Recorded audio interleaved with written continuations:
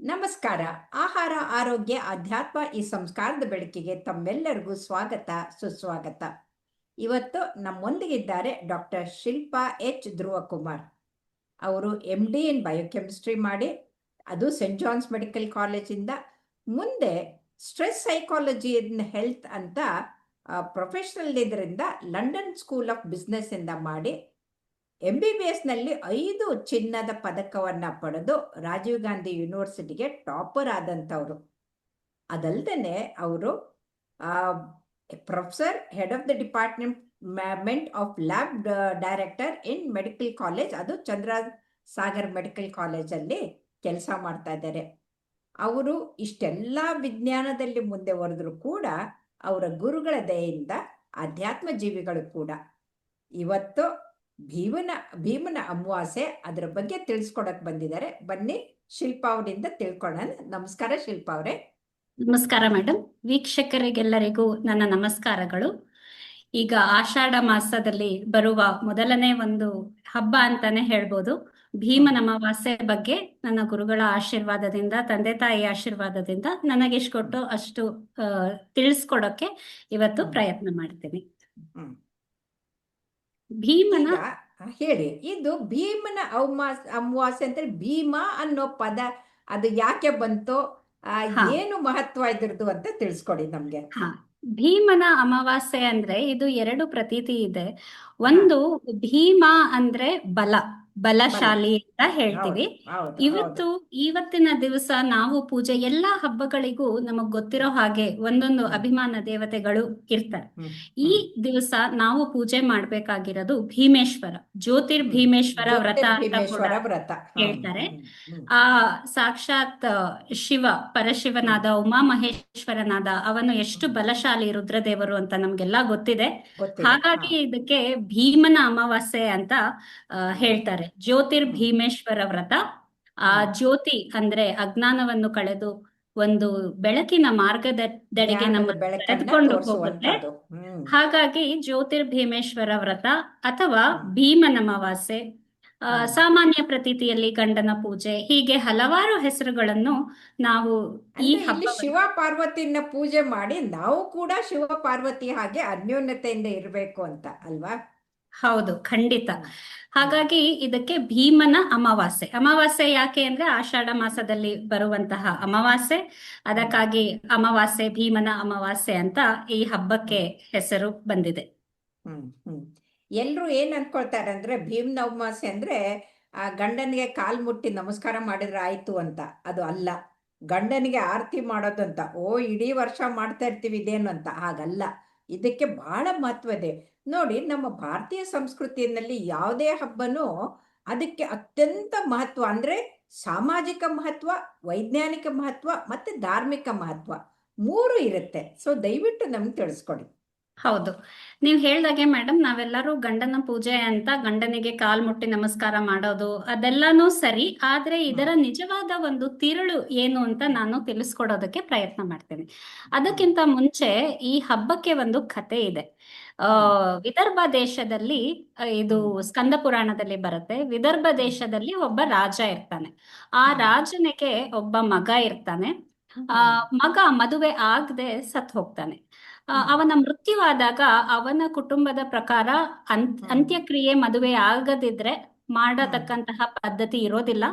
ಅದಕ್ಕೆ ರಾಜ ಏನ್ ಮಾಡ್ತಾನೆ ಅಂದ್ರೆ, ಯಾರು ನನ್ನ ಒಂದು ಮಗನ ಮೃತದೇಹವನ್ನು ಮದುವೆ ಆಗ್ತಾರೋ ಅವರಿಗೆ ಅರ್ಧ ರಾಜ್ಯ ಕೊಡ್ತೀನಿ ಅಂತ ಒಂದು ಘೋಷಣೆ ಮಾಡ್ತಾನೆ. ಒಬ್ಬ ಬಡ ಬ್ರಾಹ್ಮಣ ಅವನ ಮಗಳನ್ನು ಕರೆದುಕೊಂಡು ಬಂದು, ಅವನಿಗೆ ತುಂಬಾ ಬಡತನ ಇರುತ್ತೆ, ಕಡು ಬಡತನ, ಹಲವಾರು ಮಕ್ಕಳುಗಳು. ಅವಳಿಗೆ ಮದುವೆ ವಯಸ್ಸಿನ ಒಬ್ಳು ಮಗಳಿರ್ತಾಳೆ. ಸರಿ, ಅರ್ಧ ರಾಜ್ಯ ಸಿಗುತ್ತಲ್ಲ ಅಂತ ಮಗಳನ್ನ ಕರ್ಕೊಂಡ್ಬಂದು ಈ ಮೃತಪಟ್ಟ ಒಂದು ರಾಜನ ಮಗನಿಗೆ ಮದುವೆ ಮಾಡ್ತಾರೆ. ಮದುವೆ ಆದ ಕೂಡ್ಲೆ ಅಂತ್ಯಕ್ರಿಯೆಗೆ ಅಂತ ನದಿ ದಂಡೆಗೆ ಕರೆದುಕೊಂಡು ಹೋಗ್ತಾರೆ. ಆಷಾಢ ಮಾಸ ಆಗಿರೋದ್ರಿಂದ ಭಾರೀ ಮಳೆ ಬರುತ್ತೆ, ಅಂತ್ಯಕ್ರಿಯೆ ಮಾಡ್ಲಿಕ್ಕೆ ಆಗೋದಿಲ್ಲ. ಆಗ ಅವಳು ಅಳ್ತಾ ಕೂಡೋದಿಲ್ಲ. ಅವಳು ಅನ್ಕೊಂತಾಳೆ, ಈಗ ನಾನು ಅಳ್ತಾ ಕೂತ್ರೆ ಮುಂದೆ ಏನು, ಎಲ್ಲರೂ ಬಿಟ್ಟು ಹೋಗ್ತಾರೆ. ಅವಳ ಒಳಗಿರುವಂತಹ ಸಾತ್ವಿಕ ಜೀವಿ ಅವಳ ಒಳಗಿರುವಂತಹ ಒಂದು ಉಮಾಮಹೇಶ್ವರ ರುದ್ರದೇವರು ಏನ್ ಮಾಡ್ತಾರೆ ಅಂದ್ರೆ ಅವಳಿಗೆ ಆ ಜ್ಞಾಪಕವನ್ನು ಅವರ ತಾಯಿ ಮಾಡ್ತಿರತಕ್ಕಂತಹ ಜ್ಯೋತಿರ್ಭೀಮೇಶ್ವರ ವ್ರತದ ಒಂದು ಜ್ಞಾಪಕ ಬರುತ್ತೆ. ಅವತ್ತು ಹಾ. ಆಷಾಢ ಅಮಾವಾಸ್ಯೆ ಆಗಿರುತ್ತೆ. ಅವಳು ಈ ವ್ರತದಲ್ಲಿ ಏನ್ ಮಾಡ್ತಾರೆ ಅಂದ್ರೆ ಉಮಾಮಹೇಶ್ವರ ಪೂಜೆ ಮಾಡ್ಬೇಕು. ಮಣ್ಣಿನಿಂದ ಒಂದು ಅವರ ದೀಪಸ್ತಂಭ ಅಂತಾರೆ, ಕಲಿಕಂಬ, ಅದನ್ನು ಒಂದು ಮಾಡಿ ಉಮಾಮಹೇಶ್ವರ ಪ್ರತೀತಿಯಾಗಿ ಪೂಜೆ ಮಾಡ್ತಕ್ಕಂತಹ ಪದ್ಧತಿ. ಅವಳಿಗೆ ಅಲ್ಲಿ ಏನ್ ಸಿಗುತ್ತೋ ಅದು, ಅಲ್ಲಿ ಮಣ್ಣಿರುತ್ತೆ, ಆ ಮಣ್ಣಿನಿಂದ ಒಂದು ಮಾಡಿ ದೀಪಕ್ಕೆ ಒಂದು ಮರದ ಒಂದು ಏನ್ ಹೇಳ್ತಾರೆ ಕಡ್ಡಿ ನಾರನ್ನು ತೆಗೆದುಕೊಂಡು ನೀರಿನಲ್ಲೇ ದೀಪ ಹಚ್ತಾಳೆ. ಇದನ್ನೆಲ್ಲ ಸಾಕ್ಷಾತ್ ಶಿವ ಪಾರ್ವತಿಯರು ನೋಡಿ ಪ್ರಸನ್ನರಾಗಿ ಬಂದು ಅವಳ ಗಂಡನನ್ನು, ಮೃತವಾದ ರಾಜನ ಮಗನನ್ನು ಬದುಕಿಸಿಕೊಡ್ತಾರೆ. ಆಮೇಲೆ ಅವಳು ರಾಜ್ಯಕ್ಕೆ ಕರೆದುಕೊಂಡು ಹೋದಾಗ ಅದಕ್ಕೆ ಇದು ಏನ್ ಹೇಳ್ತೀವಿ ಅಂದ್ರೆ, ಒಂದು ಈಗ ನಾವು ಭಾರತ ದೇಶದ ಆದ್ಯಂತ ನಾವು ಮದುವೆಯಾದವರು ಹಾಗೆ ಮಾಡ್ತಾರೆ. ಆದ್ರೆ ಈಗ ನಾವ್ ಏನ್ ತಿಳ್ಕೊಬೇಕು ಅಂದ್ರೆ, ಜ್ಯೋತಿರ್ಭೀಮೇಶ್ವರ ಅಂದ್ರೆ ನಮ್ಮೊಳಗಿರುವ ಭೀಮೇಶ್ವರ ದೇವರು, ರುದ್ರದೇವರು ನಮ್ಮ ಮನಸ್ಸಿಗೆ ಒಂದು ನಿಯಾಮಕರು, ಮನಸ್ಸನ್ನು ಕೊಡುವಂತವರು. ಭಯಹರ ಭವಹರ ಅವನು.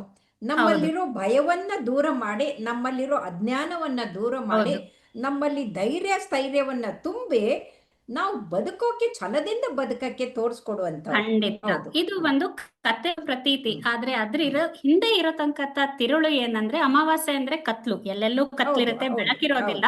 ಅದಕ್ಕೆ ಜ್ಯೋತಿಯ ಮೂಲಕ ದೀಪಸ್ತಂಭವನ್ನು ಮಾಡಿ ನಾವು ಪೂಜೆ ಮಾಡೋದ್ರಿಂದ ಮನೆಯವರಿಗೆಲ್ಲ ಒಳ್ಳೇದಾಗಿ ನಮ್ಮ ಒಂದು ಅಜ್ಞಾನದಿಂದ ಜ್ಞಾನದ ಕಡೆಗೆ ಒಂದು ಕರೆದುಕೊಂಡು ಹೋಗುತ್ತಾ ಒಂದು ಮನೋಭಾವವನ್ನು ಉಮಾಮಹೇಶ್ವರ ದೇವರು ಕೊಡ್ತಾರೆ. ಮನೋಭಾವನೆಯನ್ನು ಅವರು ಕೊಡ್ತಾರೆ. ಪಾರ್ವತಿ ದೇವಿ ಆ ನಮ್ಮ ಮನಸ್ಸಿನಲ್ಲಿ ಇರುವಂತದನ್ನ ಹೇಳಲಿಕ್ಕೆ ವಾಕ್ ಶಕ್ತಿಯನ್ನು ಕೊಡುವಂತಹ ದೇವಿ. ಹಾಗಾಗಿ ನಾವು ಈ ಪೂಜೆಯನ್ನ ಮಾಡ್ತೀವಿ. ನಾನು ಹೇಳ್ದ ಹಾಗೆ ಮಣ್ಣಿನಿಂದಾಗ್ಲಿ ಅಥವಾ ದೇವ್ರ ಫೋಟೋ ಇದ್ರು, ಶಿವ ಪಾರ್ವತಿ ಫೋಟೋ ಇದ್ರು ಸಾಕು, ಅಥವಾ ಕಲಿಕಂಬ, ದೀಪಸ್ತಂಭ ಮಣ್ಣಿನಿಂದ ಮಾಡಿ ಅದಕ್ಕೆ ಕೆಮ್ಮಣ್ಣಿನಿಂದ ಅಲಂಕಾರ ಮಾಡಿ, ಗೆಜ್ಜೆ ವಸ್ತ್ರ ಆಗಿರ್ಬೋದು, ಒಂದು ದಾರವನ್ನು 9 ಎಳೆಯಾಗಿ ಮಡಚಿ ಅದನ್ನು ಅರಿಶಿನ ಹಾಕಿ 9 ಗಂಟು ಹಾಕ್ಬೇಕು. ಯಾಕಂದ್ರೆ ಪಾರ್ವತಿ ದೇವಿ ಅವಳ 9 ಅವತಾರದಲ್ಲಿ ರೀತಿಯಲ್ಲಿ ಹೌದು ನಮ್ಮನ್ನು ಕಾಪಾಡ್ತಾಳೆ ಅಂತ ಒಂದು ಪ್ರತೀತಿ ಇದೆ. ಅದಕ್ಕೆ ಪೂಜೆಯನ್ನು ಮಾಡಿ ವಿಶೇಷವಾಗಿ ಕಟ್ಕೊಳ್ಬೇಕು. ಹೌದು, ಹಾಗೆ ಹೆಣ್ಣು ಮಕ್ಕಳಿಗೆ ಕಟ್ಟಿಕೊಂಡು ಒಂದು ಅರಿಶಿನ, ಕುಂಕುಮ, ಗೆಜ್ಜೆ ವಸ್ತ್ರ ಹಾಕಿ ತಾಂಬೂಲ ಕೊಟ್ಟು ಪೂಜೆ ಮಾಡುವಂತಹ ಒಂದು ಪ್ರತೀತಿ ಈ ಕಡೆಗೆ ನಮ್ಮ ಏನ್ ಹೇಳ್ತಾರೆ ಚಾಂದ್ರಮಾನ ಪದ್ಧತಿಯ ಪ್ರಕಾರ ಇರುವಂತಹ ವ್ರತ ಇದು ಭೀಮನ ಅಮಾವಾಸ್ಯೆ. ಓಕೆ. ಆಮೇಲೆ ನೈವೇದ್ಯಕ್ಕೆ ಏನ್ ಮಾಡ್ತಾರೆ? ಕಡಬು ಇದೆಲ್ಲ. ಹೌದು ಕಡಬು. ಇದೊಂದು ವಿಶೇಷ ಏನಂದ್ರೆ, ಕಡಬು ಮಾಡಿ ಕಡಬಿನೊಳಗೆ ಒಂದು ನಾಣ್ಯವನ್ನು ಇಟ್ಟು ಮನೆಯಲ್ಲಿ ಯಾರು ಅಣ್ಣ ತಮ್ಮಂದ್ರು ಇದ್ರೆ, ಇದು ಗಂಡನಿಗೆ ಅಂತ ಪ್ರತೀತಿ ತುಂಬಾ ಒಂದು ನಮ್ಗೆಲ್ಲರಿಗೂ ಗೊತ್ತು. ಆದ್ರೆ ಯಾವುದೇ ಗಂಡಸರಿಗೂ ಕೂಡ ಅಣ್ಣ ತಮ್ಮಂದ್ರಿಗೂ ಒಂದು ಮಾಡುವಂತಹ ಪೂಜೆ ಇದು. ಅಂದ್ರೆ ಮನೆಯಲ್ಲಿ ಯಾರ್ಯಾರು ಗಂಡಸರಿರ್ತಾರೆ ಅವರಿಗೆ ಒಂದು ಬಲ, ಸ್ಥೈರ್ಯ ಕೊಟ್ಟು, ಅಂದ್ರೆ ಸರಿಯಾದ ಮಾರ್ಗದ ಕಡೆಗೆ ಒಂದು ಮನಸ್ಸನ್ನು ಪ್ರೇರಣೆ ಮಾಡ್ಲಿ ಅಂತ ಕಡಬನ್ನು ಮಾಡಿ ಅದರೊಳಗೆ ಒಂದು ನಾಣ್ಯ ಇಟ್ಟು ಅವರ ಅಣ್ಣ ಆಗಿರ್ಬೋದು, ತಮ್ಮ ಆಗಿರ್ಬೋದು ಬಂದು ಒಡೆದು ಆ ನಾಣ್ಯವನ್ನು ಒಂದು ಕೊಡುವಂತಹ ಪದ್ಧತಿಯೂ ಇದೆ. ಕಡಬನ್ನು ಮಾಡ್ತಾರೆ, ಪೊಂಗಲನ್ನು ಸಹ ಮಾಡ್ಬೋದು. ಮಾವಿನ ಹಣ್ಣು ನೈವೇದ್ಯಕ್ಕೆ ಮಾವಿನ ಹಣ್ಣನ್ನು ವಿಶೇಷವಾಗಿ ಇಟ್ಟುಕೊಳ್ತಾರೆ. ಹಾಗೆ ಹಲವಾರು ಒಂದು ಇದು ಕಡಬು ವಿಶೇಷವಾದ ಒಂದು ಸಿಹಿ ತಿಂಡಿ ನೋಡಿ. ಕಡಬ್ನಲ್ಲಿ ಎಣ್ಣೆದಲ್ಲಿ ಕರೆದಿರೋದಲ್ಲ, ಹೌದು, ಅಕ್ಕಿ ಹಿಟ್ಟಿನಲ್ಲಿ ಮಾಡಿ ಅದನ್ನ ಹಬೆನಲ್ಲಿ ಹಬೆಯಲ್ಲಿ ಬೇಯಿಸಿರೋದು. ಅದು ಬೆಲ್ಲ ಮತ್ತೆ ಕೊಬ್ಬರಿ ಎರಡೂ ಆರೋಗ್ಯಕ್ಕೆ ಎಷ್ಟು, ಅದು ಈ ಮಳೆಗಾಲದಲ್ಲಿ ಆಷಾಢ ಮಾಸದಲ್ಲಿ ಆರೋಗ್ಯಕ್ಕೆ ಬಹಳ ಹಿತಕರವಾದಂತದ್ದು. ಅದಲ್ದನೆ ಇದು ಅಣ್ಣ ತಮ್ಮಂದ್ರಿಗೆ, ಗಂಡಸರಿಗೆ ಅಂತ ತಗೊಂಡಾಗ ಅದು ಸಂಜೀವಿನಿ ವ್ರತ ಅಂತ ಕೂಡ ಮಾಡ್ತಾರಲ್ವಾ? ಅದಕ್ಕೆ ಖಂಡಿತ ಸಂಜೀವನಿ ವ್ರತ ಯಾಕೆ ಅಂತಂದ್ರೆ, ಅವರ ಒಂದು ಆರೋಗ್ಯ, ಆಯುಷ್ಯ ಅವರಿಗೆ ಅಂತ ಮೀಸಲಾಗಿದೆ ಅಂತ ಹೇಳೋಕ್ಕಿಂತ ಅದು ಒಂದು ಪ್ರತೀತಿ ಅಷ್ಟೇ. ಇಡೀ ಕುಟುಂಬಕ್ಕೆ ಪೂಜೆ ಮಾಡೋರ್ಗಂತೂ ಯಾವತ್ತೂ ಒಳ್ಳೇದಾಗತ್ತೆ. ಸಾಧಾರಣ ಹೆಣ್ಣು ಮಕ್ಕಳೇ ಪೂಜೆ ಮಾಡೋದು, ಆದ್ರಿಂದ ಮನೆ ಗಂಡಸರಿಗೆ ಪೂಜೆ ಅಂತ ಇದು ಬಂದಿದೆ. ನೀವ್ ಹೇಳ್ದಾಗೆ ಸಂಜೀವನಿ ವ್ರತ ನಮಗೆ ಗೊತ್ತಿರೋ ಹಾಗೆ ಬೆಲ್ಲ, ಕೊಬ್ಬರಿ, ಹಾಗೆ ಹಬೆನಲ್ಲಿ ಬೇಯಿಸಿರುವಂತಹ ಈ ತರದ್ದು ಒಂದು ಪದಾರ್ಥ ನಾವು ಆರೋಗ್ಯಕ್ಕೆ ಕೂಡ ಒಳ್ಳೇದು. ಆ ಇದು ಸಂಜೀವನಿ ವ್ರತ ಈ ಕಡೆ ಪ್ರತೀತಿ ಇದೆ. ಹ್ಮ್ ಇದು ನಾವು ದಕ್ಷಿಣ ಅಂದ್ರೆ ಮಂಗಳೂರು ಕಡೆ ಹೋದ್ರೆ, ಹ್ಮ್ ಹ್ಮ್ ಈಗ ಮಂಗಳೂರು ಎಲ್ಲಿ ಸೌರಮಾನ ಒಂದು ಪದ್ಧತಿ ಪಂಚಾಂಗವನ್ನು ಅನುಸರಿಸ್ತಾರೋ ಆ ಹ್ಮ್ ಕಡೆ ಇದಕ್ಕೆ ಆಟಿ ಅಮಾವಾಸ್ಯೆ ಅಂತ ಹೇಳ್ತಾರೆ. ಹೌದು. ಹೌದು.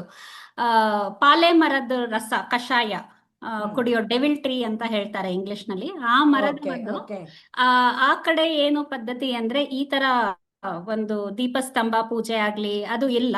ದೇವರಿಗೆ ಮಾಡುವಂತಹ ಸಾಧಾರಣ ನಾವು ಏನ್ ಮಾಡ್ತೀವಿ ಅದು ಪೂಜೆ ಮಾಡ್ತಾರೆ.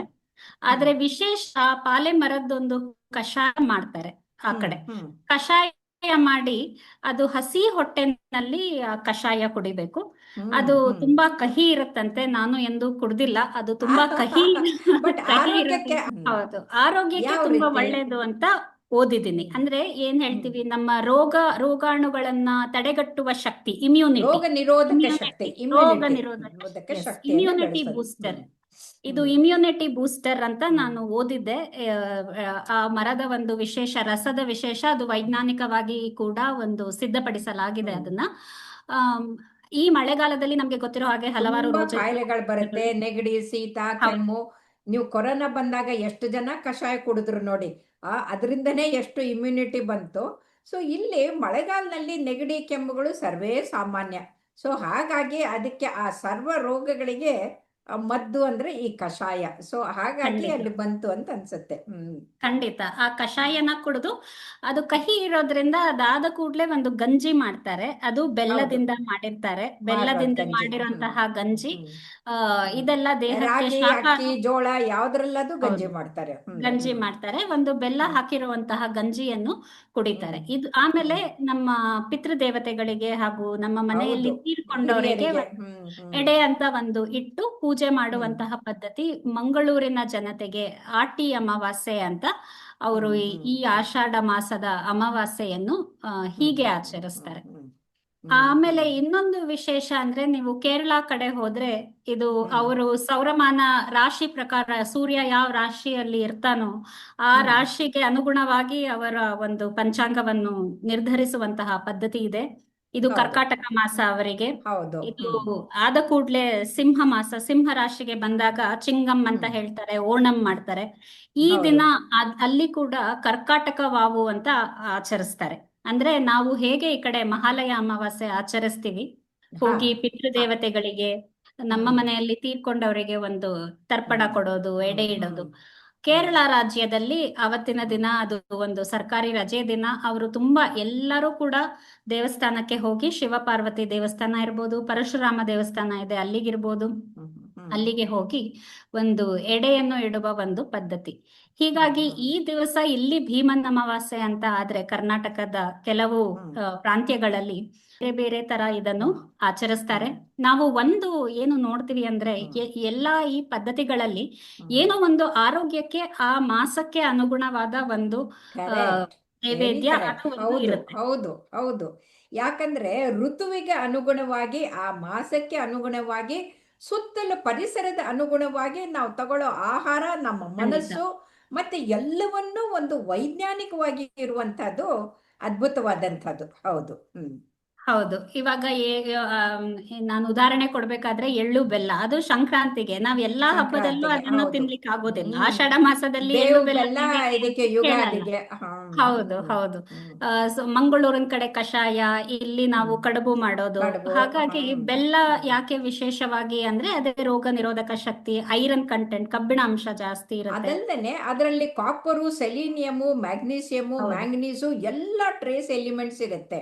ಆಮೇಲೆ ಇನ್ಸ್ಟಂಟೇನಿಯಸ್ಲಿ ನಮ್ಗೆ ಎನರ್ಜಿ ಕೊಡುತ್ತೆ. ಈ ಹೌದು ಮಳೆಗಾಲಿಗೆ ನಾವು ಚಳಿ ಅಂತ ಹೊತ್ಕೊಂಡಿದ್ದಾಗ, ನೆನ್ಕೊಂಡ್ ಬಂದಾಗ, ಆ ಬೆಲ್ಲದ ಇದು ಕಷಾಯ ಅಥವಾ ಇದು ಗಂಜಿ ಕುಡಿದ್ರೆ ಎಷ್ಟು ನ್ಯೂಟ್ರಿಷನ್ ಶಕ್ತಿ ಬರುತ್ತೆ ನೋಡಿ, ನಿಜ. ಹೌದು. ಹಾಗಾಗಿ ಈ ಹಬ್ಬದ ಒಂದು ಮಹತ್ವವನ್ನು ನಾನು ಇವತ್ತು ತಿಳಿಸ್ಕೊಟ್ಟಿದ್ದೀನಿ. ಭೀಮನ ಅಮಾವಾಸ್ಯೆ ಹಬ್ಬ, ಎಲ್ಲರೂ ದೀಪಸ್ತಂಭವನ್ನು ಮಾಡಿ ಅದಕ್ಕೆ ಅಲಂಕಾರ ಮಾಡಿ 9 ಗಂಟಿರೋ ಅಂತ ದಾರವನ್ನು ಕಟ್ಕೊಂಡು ಪಾರ್ವತಿ ದೇವಿ, ಶಿವ ಪಾರ್ವತಿಯರು ನಮ್ಗೆಲ್ಲರಿಗೂ ಆಶೀರ್ವಾದ ಮಾಡ್ಲಿ ಅಂತ ಕೇಳ್ಕೊತೀನಿ. ತುಂಬಾ ತುಂಬಾ ಧನ್ಯವಾದಗಳು ಶಿಲ್ಪಾ ಅವರೇ. ನೋಡಿ, ನಮ್ಮ ಯಾವುದೇ ಒಂದು ಹಬ್ಬದ, ಈ ಭೀಮನ ಅಮಾವಾಸ್ಯದ ಹಬ್ಬದ ಮಹತ್ವವನ್ನ ಅರ್ಥಕೊಂಡು ಮಾಡಿದ್ರೆ ಎಷ್ಟು ಚೆನ್ನಾಗಿರುತ್ತಲ್ವಾ. ಎಲ್ಲರಿಗೂ ನಾವಿಬ್ರು ಸೇರ್ಕೊಂಡು ಶುಭವನ್ನ ಕೋರೋಣ. ನಮಸ್ಕಾರ. ನಮಸ್ಕಾರ.